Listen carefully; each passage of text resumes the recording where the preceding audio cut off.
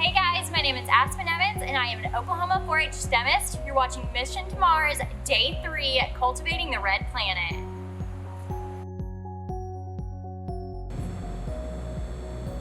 Hello Space Cadets and welcome back! Now that we have conquered space travel, it is time to get down to business. How are we going to sustain life on Mars? Like all living things, we need both food and water to survive, both of which are in short supply here in space. Discovering an efficient way to grow food in space is critical for an astronaut's survival.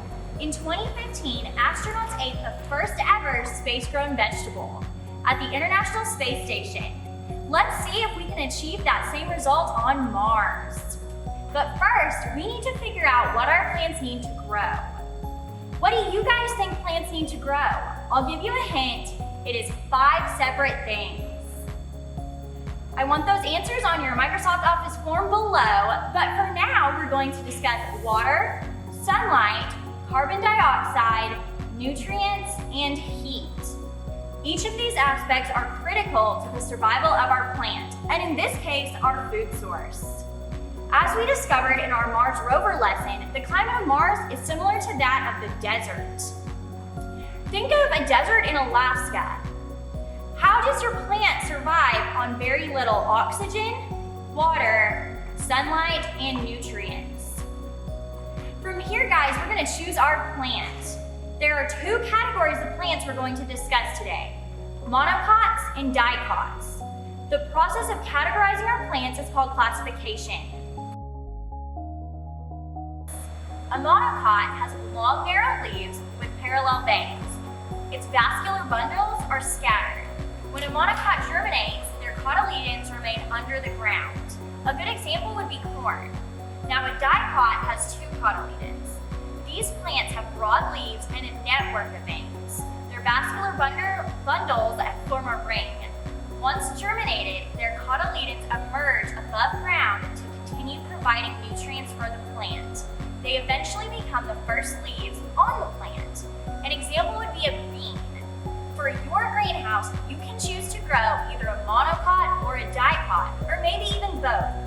For more information, watch this video on cotyledons or follow the links below, located in our YouTube description. Okay. Now that you know what our plant needs to grow, and you have chosen your very own plant, we can begin construction on our greenhouses. Research desert greenhouses to brainstorm some ideas. You can construct your greenhouse using found, recycled, or even upcycled materials. The possibilities are out of this world. Remember, your greenhouse needs to stand up to Mars's harsh climate. Suggestions for greenhouse materials could be plastic bottles, shoe boxes, milk cartons, toilet paper rolls, Ziploc bags. Some planting materials that you will need to finish out your greenhouse are soil or organic materials, corn or bean seeds, and water. Once your greenhouse is constructed, you can begin planting. You will want to plant your seed 3 inches into the organic matter or soil. Cover the seed with any remaining or excess soil and water it sparingly when needed. If the soil is wet, your plant is hydrated. If the soil is dry, your plant is probably thirsty. Be careful not to overwater your seeds. Keep a record of plant growth within your greenhouse. What type of plant did you decide on? Was it a monocot or a dicot seed? What date did you plant? What date did the seeds sprout? Measure growth using a ruler in inches per week. Remember, your plant needs all 5 things that we discussed today to grow.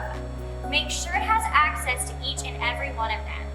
Show us your greenhouse on Flipgrid and answer all the questions on the Microsoft Office document located at the bottom of your worksheet, as well as linked at the end of this YouTube video. I can't wait to see how your greenhouses look.